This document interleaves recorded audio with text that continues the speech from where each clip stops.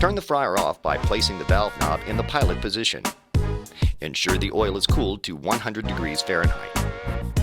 Open the drain valve. Oil drains to the filter pan or another receptacle. Ensure any drain receptacle can handle warm oil. Wear proper protective clothing. Open and close the drain carefully to not overfill the drain receptacle. Dispose of the oil in a designated vessel. Close the drain valve. Fill the fry pot with water to the top line. Access the thermostat knob. Turn it to its lowest setting. Turn the gas valve to on. Add boil-out detergent as the fryer heats.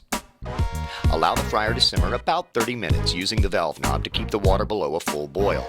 Don't leave the fryer unattended during the boil-out process. Wear proper protective gear and scrub the fry pot with a designated brush as the water and cleaner simmer. With the fry pot clean, remove the filter pan. Place a vessel suitable to catch and hold hot water under the drain. Drain the water carefully, ensuring the water doesn't overfill the vessel. Fill and empty the drain vessel as many times as is necessary. The drained fry pot can be further cleaned with an approved brush. With the drain vessel still in place, rinse the fry pot. Scrubbing can continue. Dry the fry pot thoroughly. Close the drain valve. Refill the fry pot with fresh oil if desired.